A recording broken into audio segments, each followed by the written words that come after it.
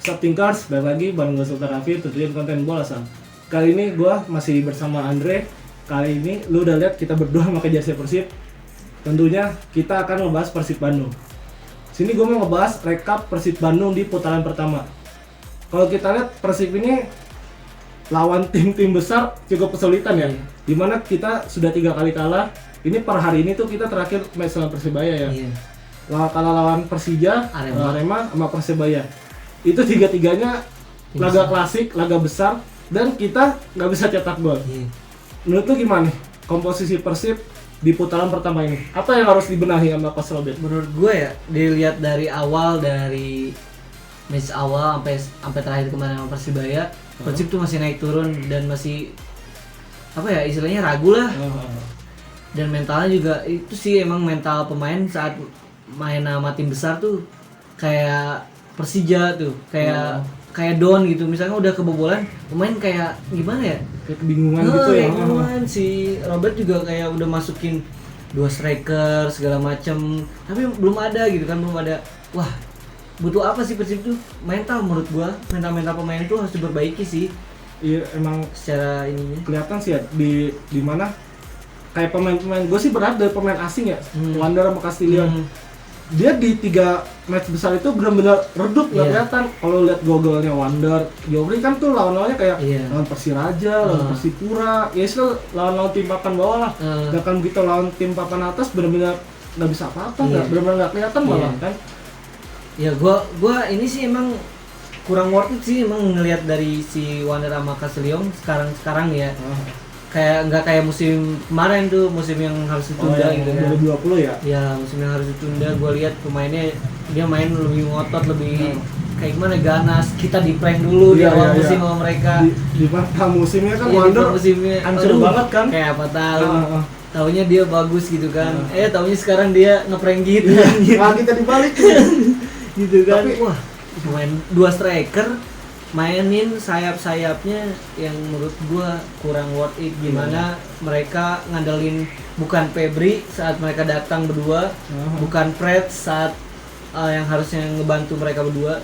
Febri dikasih ruang cuman buat ngasih Wander Luiz.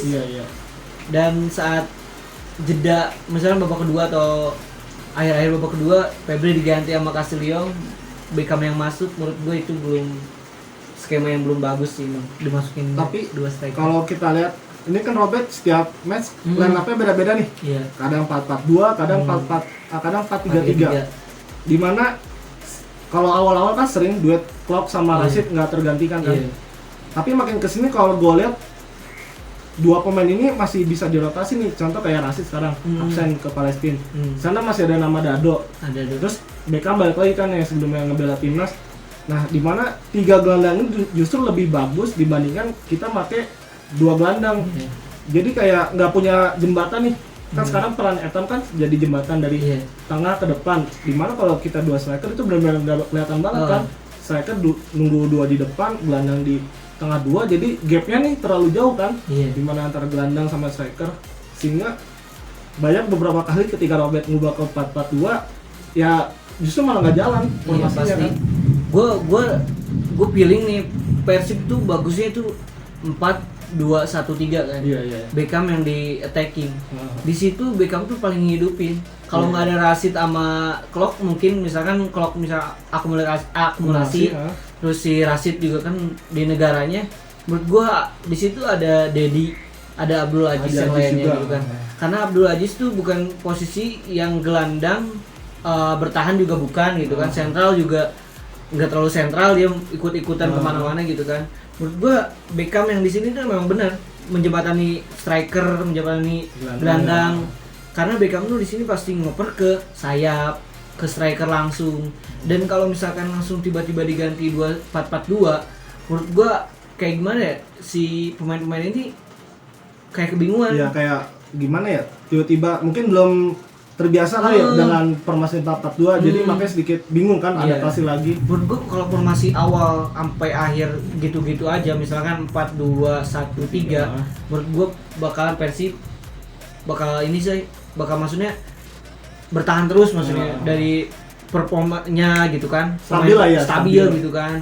Gue lihat lawan Persibaya gitu, Persibaya kemarin tuh, wah pas kebobolan 1 si Robert tuh kayak nggak percaya. Iya, sama skuadnya.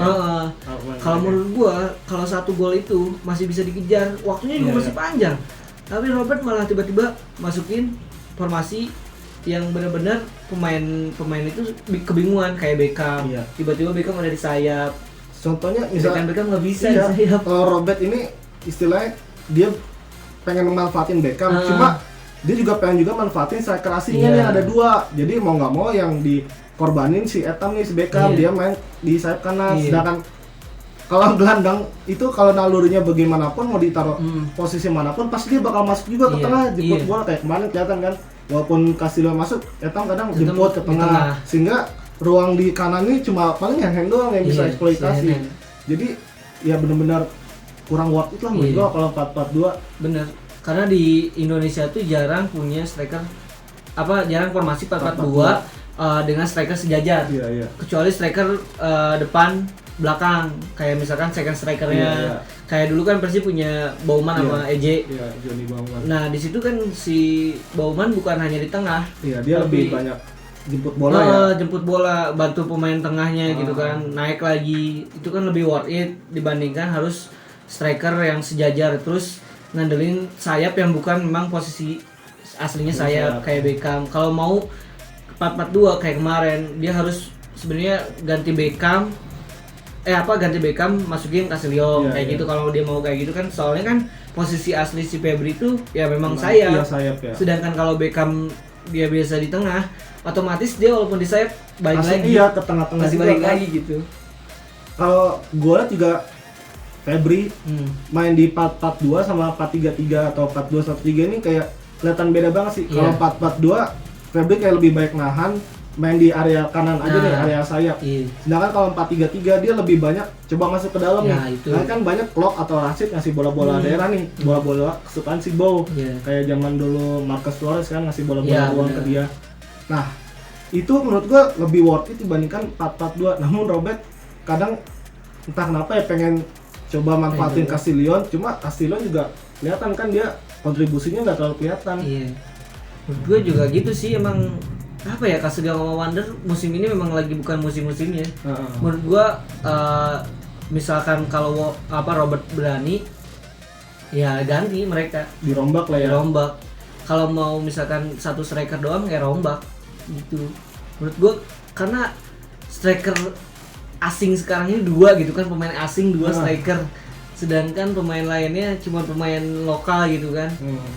Mereka harus nibanin ngandelin pemain asing ini di depan, sedangkan pemain asing ini tanpa kontribusi gitu kan. Iya sih, low banget gitu jadinya. Kita lihat pun Persib punya 2 striker asing, tapi jumlah gol sama kontribusinya tuh nggak sebanyak pemain asing lainnya. Contoh, lo kalau lihat striker asingnya Persik si Yusuf Ezazari, klubnya papan bawah tapi dia kontribusinya benar-benar kelihatan kan, bisa top skor di klubnya, bahkan bersaing sama Spaso sama Eze kan di atas.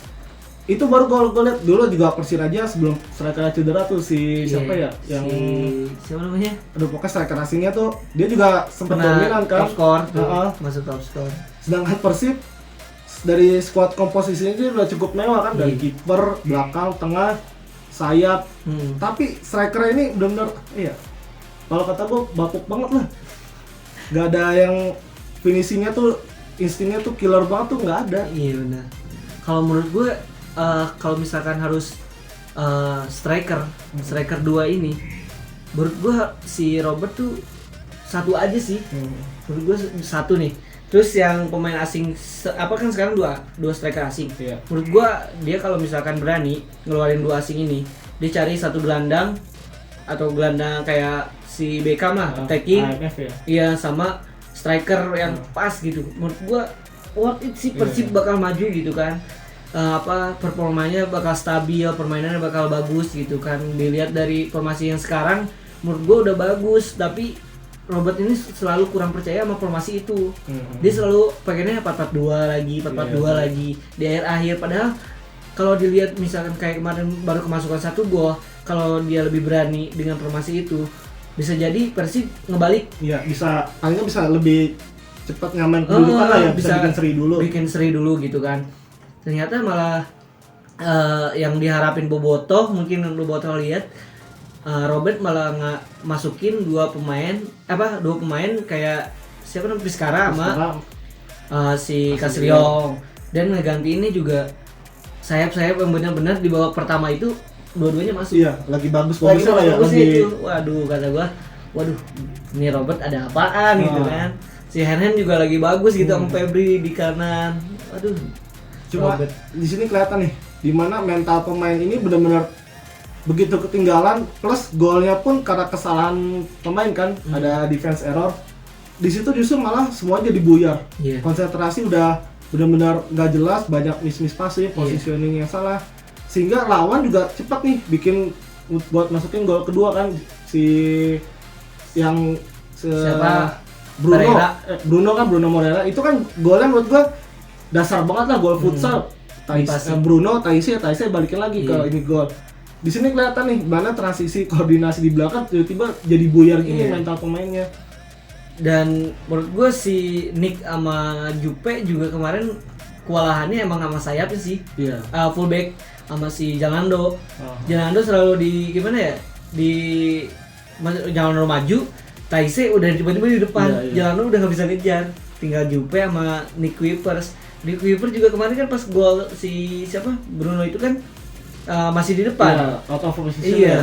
Masih di depan. Si Jupe udah marah-marah aja kan melihat Jalando yang misalkan Jalando tuh udah maksudnya udah pas corner kan, pas corner tuh Jalando udah di belakang. Taunya Jalando yang salah passing atau siapa atau Beckham kalau nggak salah.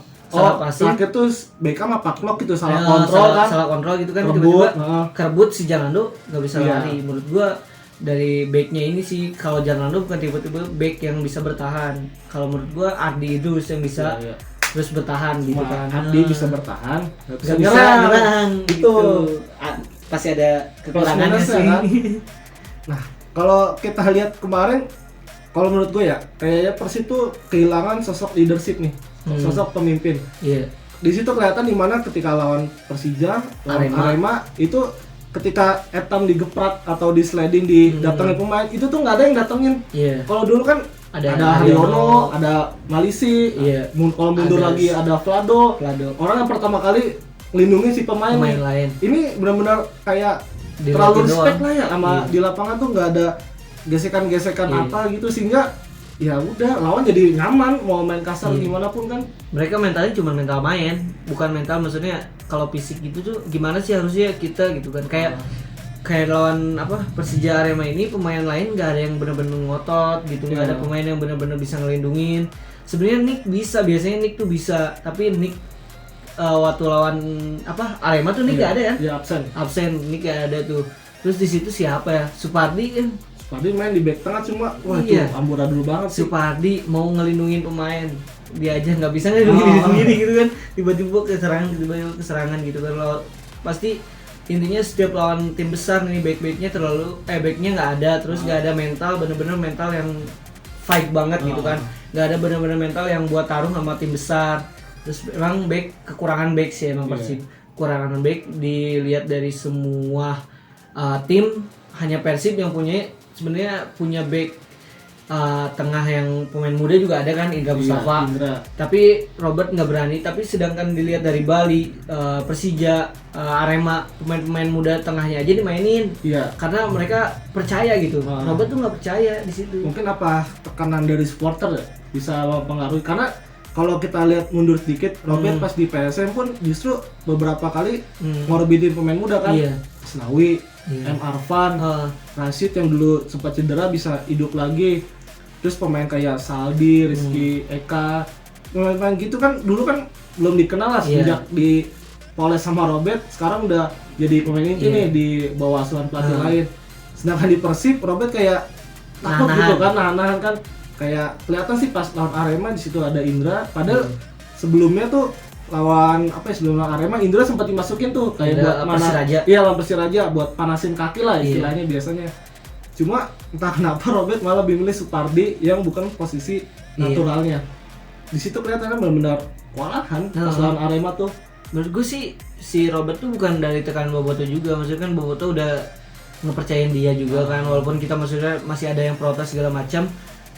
Salah satunya mungkin si Robert ngiranya pemain yang punya pengalaman lebih punya lebih punya fight yang berbeda gitu kan dibanding pemain muda. Kalau menurut kita mungkin pemain muda itu punya daya jelajah, daya tarung yang lebih punya punya semangat lah gitu istilahnya. Si Robert tuh seharusnya memang harusnya berani ngeluarin pemain muda-muda ini. Jangan takut sama Bobotoh. Kalau Bobotoh kan sekarang pengennya pemain muda ini dimasukin juga kan. Dipercaya lah ya. Dipercaya juga. Buat apa gitu masuk squad tapi nggak ada kepercayaan di situ. Istilahnya kayak timnya si Gomez. Dulu kan Abah Gomez. Dulu kan pemain-pemainnya pemain muda kan kebanyakan kayak Sabil kan jadi back tengah tuh, kayak Indra dipercaya juga waktu lawan Persija juga Sabil dimainin sama Indra juga dimainin gitu kan. Seharusnya sih kayak gitu, lebih berani. Tapi si Robert tuh masih nahan-nahan. Gue lihat banget masih nahan-nahan. Gue lihat dulu Persib 2018 gue ingat banget lawan Mitra Kukar. Di situ Bojan cedera kalau nggak salah hidungnya tuh mimisan patah. Jadi 4 di belakang tuh Ardi, Sabil, Indra sama Hen itu menurut gua benar-benar berani banget sih mainin pemain muda, 3 pemain muda plus Ardi juga pendatang baru di Liga 1. Di situ kelihatan di mana pelatih ini benar-benar percaya nih sama pemainnya sehingga pemain pun kalau udah percaya pasti bakal 100% dong di lapangan, nggak ada tekanan dari sana sini. Dan menurut gua mainnya juga mereka ngotot. Benar-benar fightingnya lah ya. Mungkin dulu kan masih belasan, mungkin kayak Indra kan masih belasan, seumuran kita maksudnya masih belasan, sampai sekarang kan mungkin udah 20-an. Menurut gua masih belasan gitu, fightingnya udah kelihatan. Sangat gitu, mentalnya udah kelihatan ya. Kelihatan. Kayak si Hen juga kan baru masuknya gitu kan, baru masuk tim-tim seniornya, lebih dipercaya di tahun-tahun Abah Gomez kan. Gitu. Sabil juga kan, Sabil punya badan bagus, muda gitu kan. Tapi dipercaya kan, malah hasilnya bagus. Lawan Mitra Kukar gitu. Sekarang di musim ini gue juga sayangnya sih kayak pemain kayak Akil belum main sama sekali kan. Terus ada dari juga Syafri Lestaluhu main di tengah. Terus kayak Ajis musim ini benar-benar menit bermain itu dikit banget. Kalau cuma sisa-sisa kan dulu sama Omid kan sering banget kan starting line up. Sekarang justru malah dia kayak tenggelam lah ibaratnya. Sayang banget kan gak dimaksimalin. Gimana ya si Robert ini ngelihat potensi Rashid sama Klok sih emang. Bahwa pemain asing ini kan Klok juga kan naturalisasi kan. Ngelihat pemain asing mungkin punya fight yang berbeda, punya kreatif yang beda gitu kan. Gelandang kreatif yang lebih berbeda gitu kan. Ngelihat Ajis tuh lokal istilahnya. Mungkin Robert ngelihat dari situ. Sedangkan siapa yang mau diganti kalau Rashid sama Klok ini harus salah satunya diganti gitu kan. Gak mungkin juga. Ternyata pilihan si Robert ini masuknya ke Dedi. Dado ya. Dado ganti Rashid gitu kan, kalau ganti Klok. Ternyata si Ajis tuh lebih ngeganti pemain-pemain yang misalkan di depannya kayak si Beckham. Lebih condong ke depan lah ya.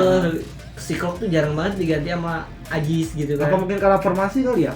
Ajis itu mungkin menurut gue lebih cocok main dengan 3 gelandang, nggak cocok dengan 2 gelandang. Mungkin itu jadi pertimbangan Robert ya. Itu bisa jadi sih. Ajis tuh kayak kemarin musim sama Omid kan 3 kan ya? Iya 3. Ajis, Omid, kadang di situ ada Beckham atau enggak dulu sekarang kan sedang ada ini kan, ada Haryono juga. Ada Kim, masih ada si Beckham tuh masih jarang-jarang lah. Iya. Masih jarang-jarang babak kedua doang gitu kan. Bagusnya emang itu sih sama 3 gelandang sama Kim ya waktu itu. Kim, Omid, Ajis, kalau enggak Kim, Haryono, Dado, Ajisnya gantian gitu. Tapi itu menit bermainnya memang lebih banyak sih. Kali ini gue mau sedikit ngebahas peran vital dari Nick Kuipers dan Mark Klok. Kalau kita lihat 2 pemain ini kan yang paling banyak dapat menit bermain kan. Menurut lo gimana nih? Apakah kedalaman Persib masih kurang sehingga 2 pemain ini masih sering dominan? Ya peran penting si Kuiper sama Mark Klok sih emang penting banget sih. Gue lihat dari setiap pertandingan tuh tanpa ada Kuiper atau Mark Klok, misalkan salah satunya absen tuh kayak apa ya? Maksudnya Persib ini kurang gitu. Kayak ada yang kayak nggak seimbang lah ya. Nggak seimbang banget. Terus pas lawan Persija sama Arema juga pas si Kuipers gak ada, serasanya gue yakin bahwa Persib kalau nggak bisa nahan imbang ya pasti kalah. Gue nggak yakin bahwa mereka tuh Persib nih bisa menang. Gue dari awal ngelihat nggak ada Kuipers, sedangkan lawannya Simic Si Mik aja dijaganya sama hand. Itu kacau banget sih pas gitu masih ya. Itu kan maksudnya tanpa ada Kuipers pemain belakang Persib nggak garang gitu. Di situ paling kelihatan tuh lawan Arema sih. Nah, itu paling kacau banget tuh. Kacau itu memang. Belakang panik. Untungnya Teja berani itu. Sumpah. Dan mungkin dari Mark Locke mungkin ya memang Mark Locke peran penting sih di mana Mark Locke ada gitu kan, di mana Mark Locke ada pasti Mark Locke tuh pemain yang paling nggak bisa digantiin karena gelandang seperti Mark Locke ini dibutuhin sama semua sangat tim sih. gitu. Dia tuh kalau gue liat mainnya benar-benar ngotot ya. Pertama, kedua juga visi mainnya itu benar-benar bagus banget sih. Umpan-umpan passing final passnya, terus juga dari bola mati, corner, dari free kick, bahkan dia kan sempat gol lawan Persiraja dari free kick kan. Di situ kelihatan sih benar-benar kualitas Klok tuh emang benar-benar dibutuhin. Dia tuh gelandang yang punya inisiatif lebih gitu kan daripada gelandang lainnya kayak misalkan Mark Locke sama Rashid. Kalau dibandingin mereka beda. Rashid tuh lebih maju gitu kan, lebih kemana-mana. Sedangkan Mark Locke dia bisa defense, dia di sentralnya itu gimana ya, ngontrol pemain semua lah. Misalkan dia udah megang bola, dia ngelihat dari sayap striker pemain di sampingnya, dia ngelihat gimana passingnya harus gimana. Mark Locke tuh paling yang bisa ngehidupin di lini tengah. Kalau nggak ada Mark Locke menurut gua si pemain lawan gitu masih bisa masuk di lini tengah. Ruang ya? Iya, di lini tengah. Lu lihat deh gol-gol Persib rata-rata dari sayap. Iya pasti ya. Kesalahan-kesalahannya tuh dari sayap, nggak ada yang dari tengah. Gue lihat dari situ sih emang. Mark Locke sama Kuipers. Kalau gue lihat emang Klok ini kalau misalnya kita lawan bangun serangan, dia orang pertama yang coba ngepres. Kedua ketika lawan counter attack, dia yang pertama motong serangan. Terus kalau misalnya Persib mau coba build up, dia orang pertama juga jemput bola. Jadi benar-benar dia sangat dominan lah di tengah Persib. Itu benar emang, mau gimana lagi ya? Pengganti Mark Locke aja, pemain yang seperti Mark Locke aja nggak ada gitu kan. Kayak Dado tuh motivasi bermainnya beda. Gaya mainnya udah beda. Di lini tengah tuh Dado kayak gimana sih, Mark Locke kayak gimana, Rashid kayak gimana. Tapi kalau menurut gua, kalau misalkan nggak ada Mark Locke setiap pertandingan, misalkan Mark Locke hilang, menurut gua nggak hidup sih di lini tengah. Sekarang aja nggak ada Rashid gitu kan, Mark Locke sama Rashid tuh udah klop banget kan. Udah klop banget. Hilang Rashid, ganti Dado, beberapa pertandingan masih kurang gimana ya gitu kan. Kalau kita lihat nih Persib putaran pertama awal-awal sempat banyak draw, seri 1, seri 2 sangat baik, nyapu bersih kemenangan, 5 kemenangan beruntun. Seri 3 mulai nih up and down. Sini kelihatan nih pemain-pemain mana yang istilahnya karatan atau nggak konsisten sama pemain yang masih konsisten. Contoh kayak Teja sama Klok itu kan benar-benar masih konsisten kan. Seri 3 kelihatan di mana Wander Luiz, Castillo itu benar-benar kayak ngilang lah, nggak kelihatan. Nah menurut lo nih putaran kedua nanti buat seri 4, pemain mana sih yang perlu datengin dari sektor mana nih? Menurut gua pemain yang harus didatengin yang striker sih pertama ya.